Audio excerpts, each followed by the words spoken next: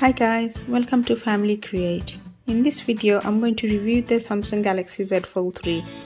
Having owned it and extensively using it over the period of last 4 weeks, I feel I can now give a fair judgment on the key aspects of the phone. Please do watch the full video, like, comment and subscribe for more Z Fold videos. Let's start off with the build quality of the phone. The build quality is exceptionally robust. It feels really solid in the hand. It's slightly lighter and slimmer than Fold 2, and you can actually really feel the difference in the hand. It is also more comfortable for single hand use. The outer frame is very tough. It's made out of lighter but tougher aluminium, and that is the same case with the hinge as well. I also really like the camera setup.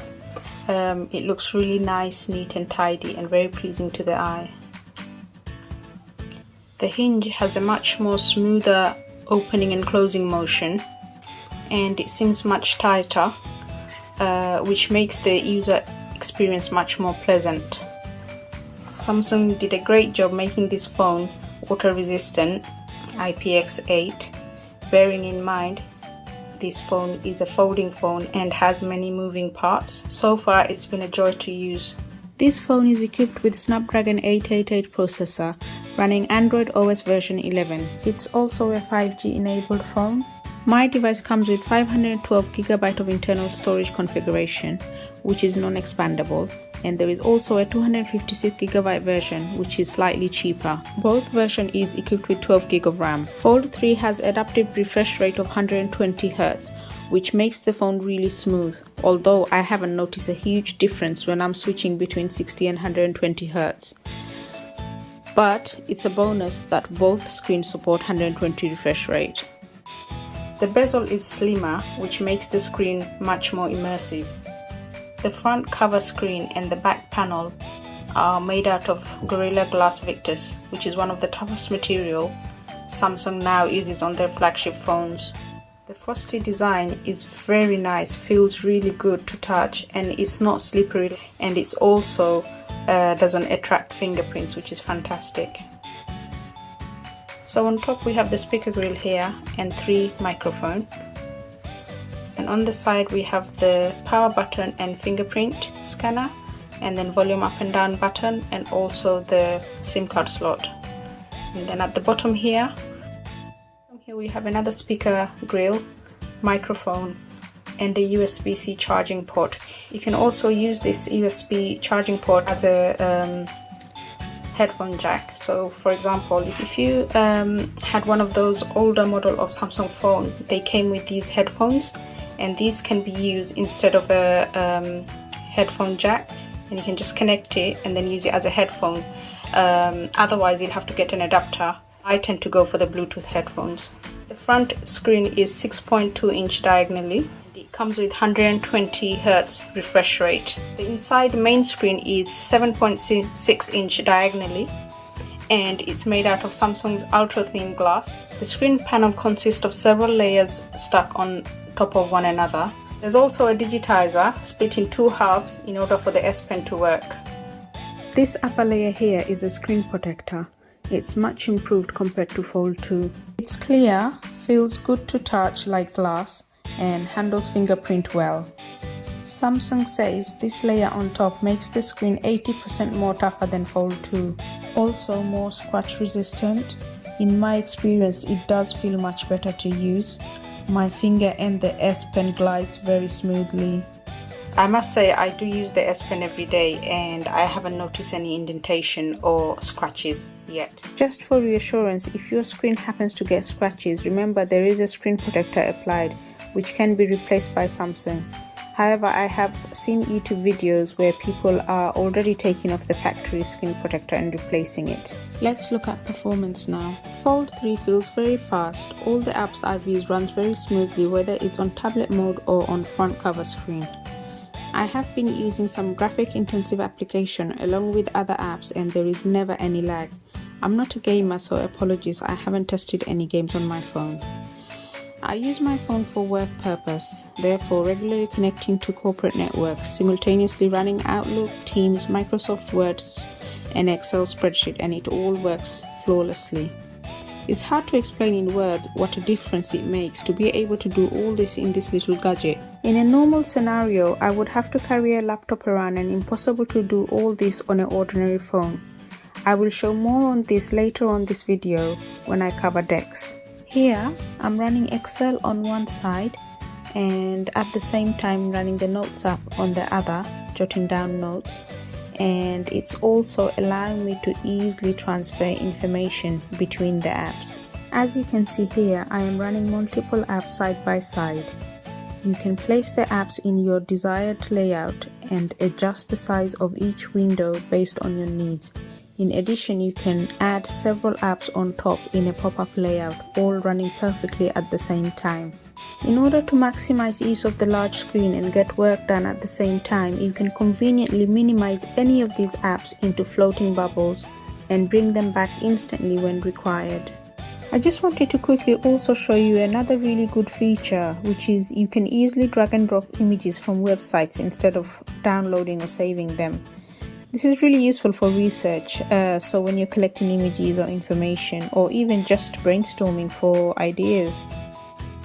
Fold 3 also comes with this powerful new feature. It is a desktop style taskbar which can be pinned to the home screen. For me, this takes the multitasking capability of the device to another level, as you can effortlessly switch between apps without having to close an app to get to the next. I find this feature very handy, but it's not something I use all the time as the taskbar does take up some screen space. So that's why I leave it unpinned. By the way, this feature is now available on Fold 2 as well with software updates. So moving on, the motion smoothness can be set to either standard 60Hz or at 120Hz refresh rate. At 120Hz, the phone operates extremely smoothly. Also, this motion smoothness setting applies to both front and main screen. I have tried both settings and in my experience I haven't yet noticed much of a difference. All the apps run perfectly on the cover screen. It's convenient to use it when you want to quickly view messages. In my case, I use it to read quick notifications, email, Twitter feeds, etc. I don't really use it to reply to emails, however, I do use it to reply to quick WhatsApp or text messages. As you can see, the keyboard is quite small, which can cause some typos. The downside is that the S Pen can't be used on the front screen. I must say, I love using the tent mode as it allows to continue the use of apps on the cover screen from the main screen. I often find myself watching YouTube videos on tent mode while cooking. Using the device as a phone is great. Managing calls with one hand is a breeze and voice calls are very clear. There are 5 cameras on this phone in total, 3 x 12 megapixel cameras at the back. Starting with ultra wide, main, telephoto, and here's the flash. And here we have the front selfie camera, which is 10 megapixel. Inside on the main screen is the UDC under display camera, which is 4 megapixel.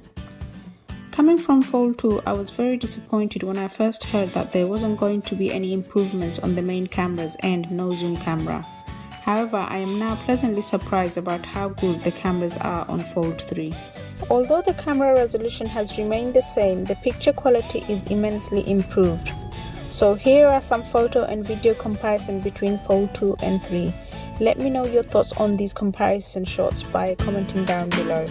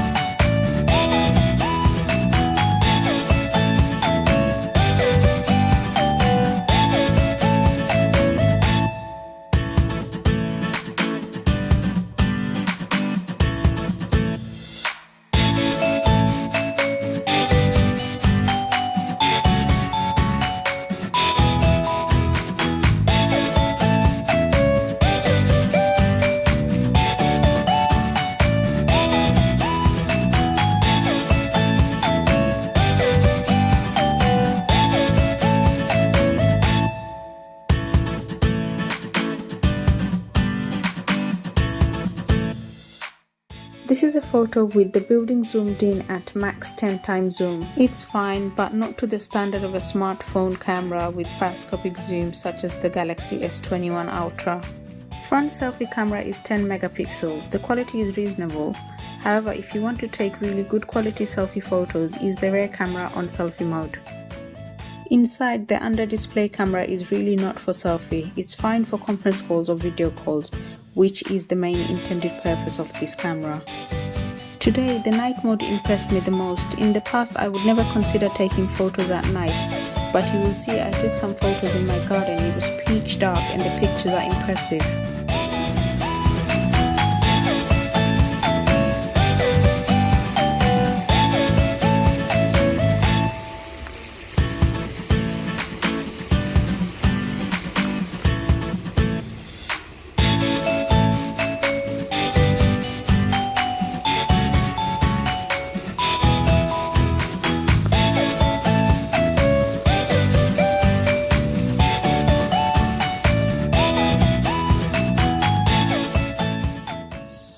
This is the S Pen feature. Click on this button and then you get all this: create note, view all notes, smart select, screen write, live messages, doodle, translate, or you can also add shortcut to a program that you'd like. I must say, with the inclusion of the S Pen, it has taken Fold3 to completely another level. I haven't been able to put the S Pen down. I'm using it constantly, writing notes, drawing, etc. I won't go too much in detail as I have already published a video on Fold3 exciting S Pen features. I will leave the link above for those of you who haven't watched it yet. Please do check it out. Anyway, it's a great tool for tasks that require close precision, which is difficult to do using a finger. However, I am disappointed that the S Pen isn't integrated in the phone. As you can see here, I've created a shortcut to an app I most frequently use and doing close precision editing, which is impossible to do using a finger. Let's move on to writing with the S Pen. So we can fill the bump here in the middle, but you can still write here, it's not a problem. However, bear in mind, although I can fill the bump in the middle of the screen with my finger, I must mention I can't fill the bump at all when I'm writing or drawing with the S Pen. It's disappointing the S Pen couldn't be slotted into the phone. It's quite big, bearing in mind that the thickness of the S Pen and the phone, the S Pen is much more thicker than the actual phone itself, so it'd be impossible to have it integrated into the phone. Compare a Note phone and look at the S Pen of the Note phone. They are very thin and small to fit in the Note phone, but even this, if we look at it and compare it to the Fold3 and see, even this pen will struggle to get in. So you can imagine how much smaller the S Pen would have to be in order for it to be integrated into the Fold. Comparing the two S Pens, the Fold3 S Pen is longer, has a retractable tip and with rubbery feel. Also, as it's rounded, it feels like a popper pen when I'm using it. Just in case if anyone's wondering, the Note pen actually won't work. As you can see, a warning message flashes up telling you not to use any other pen other than the S Pen that's been designed for the Galaxy Z Fold3, otherwise it will damage your screen. One of the other great aspects of the S Pen is that you can now write on and sign PDF documents directly on the phone. The stereo speakers on Fold3 are truly amazing. The sound is loud, crisp and richer with good amount of bass. There is one speaker grill on top and one at the bottom. These are bigger than the ones on Fold2. It's great watching or listening to music with Dolby Atmos sound enabled, improved surround sound and stereo effects. The sound even at loud volume doesn't distort and comfortable to listen to. In my experience, these are definitely the best speakers on a mobile phone. Here's the sound test with Dolby Atmos on and off, as well as different volume levels.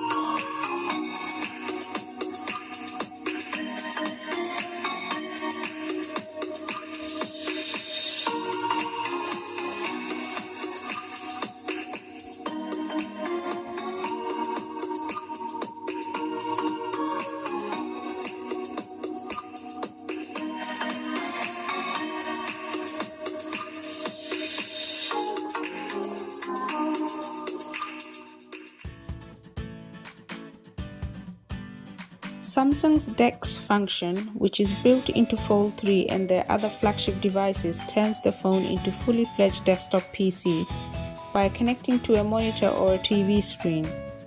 It can be connected wirelessly via Wi-Fi or by using a HDMI cable, and you can still continue using your phone while using DeX function. You can use your phone screen as a trackpad or a Bluetooth mouse and keyboard to navigate and use applications. Your phone now becomes your laptop, as you are getting the benefit of editing documents in a big screen, which makes it easier to use all the functions. DeX has its own working environment, which is independent from your phone's application layout, and it remembers this layout each time you connect to DeX. The phone is now connected.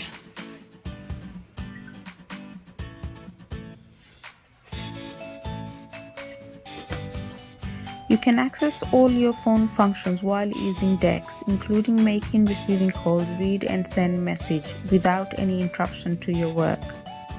As you can see here, once connected, you can use majority of the apps on full screen. You can also use multiple apps at the same time.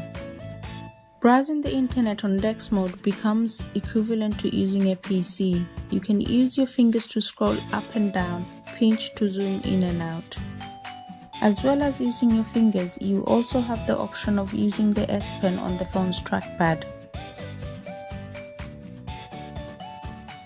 It'll be a much better experience if you use a wireless Bluetooth keyboard and a wireless Bluetooth mouse as well. So there's so much to show on the DeX and it'll take too long. So what I will do is another video to show DeX, and pretty much the Fold actually turns into a PC. The battery on Fold 3 is 4400 mAh, which is slightly smaller than Fold 2. At the beginning I was rather concerned about the battery performance, as it was draining very quickly. However, having used the phone for 4 weeks and applying various battery saving measures, such as disabling apps running in the background and some apps that use data in the background, I am pleased to report I have seen vast improvement on the battery life. Additionally, there are other battery saving options under the battery settings. However, it is noticeable that Fold 2 has a better battery life. But having said that, Fold 2 does have a slightly bigger battery. Bear in mind that the battery is running 2 screens, one of which is 7.6 inch, and that is a massive screen for the size of the battery, plus the digitizer, so it won't be fair to compare this battery to a normal size phone. So the phone initially needs to learn the user habit, and then it works out the typical use of the user. 120 refresh rate also has an impact on battery life. Keeping it at 60 Hz helps with longer battery life. Setting the screen on dark mode also helps. I am now achieving decent results for my screen on time plus standby hours. Here are some screenshots of my usage.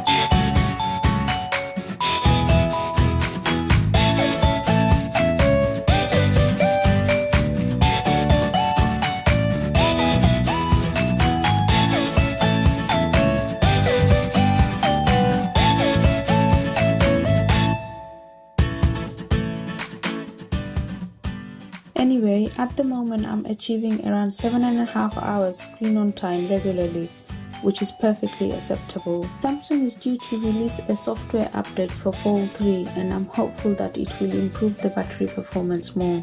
So this is the Samsung case that I was really happy with initially when I first got it. I thought it was a perfect fit and everything. Having used it for almost a month now, I'm slightly disappointed because of the way it now kind of gone almost like a flap. So when you put it down, it's quite loose. So I think that has an impact on the battery life as well, because this actually triggers the on and off of the phone. So when you're putting it down and the flap goes loose, it comes on quite often. I think it would have been better if it had some sort of magnetic connection, so it's not going loose. The S Pen is obviously slightly heavy, so that's actually pulling the flap down.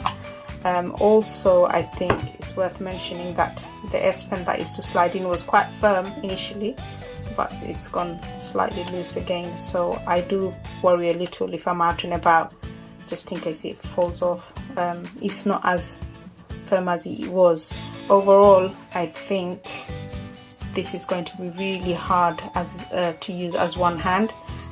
First of all, this makes it bigger, and I've got small hand as well, and then the flat obviously makes it harder to make it one hand. Even if you fold it back and hold it, it becomes quite bulky, so then the thumb becomes quite short to then initiate phone calls as a one hand use.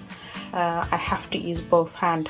Having said that, the case, actually you can take the case off and use it with one hand, it's not a problem. I think it would have been better if the case had some alternative ways of securing the S Pen and some sort of magnetic connection here.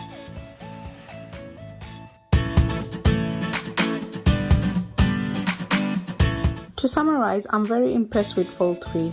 In my opinion, it's a vastly improved phone with the inclusion of the S Pen, increased storage options, better inside screen, better speakers. The fact that it's water resistant gives peace of mind.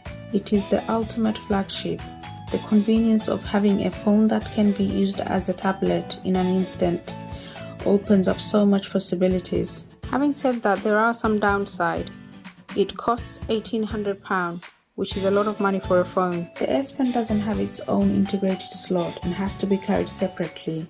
And the case from Samsung has its own downside, which I've mentioned earlier. The battery life still worries me.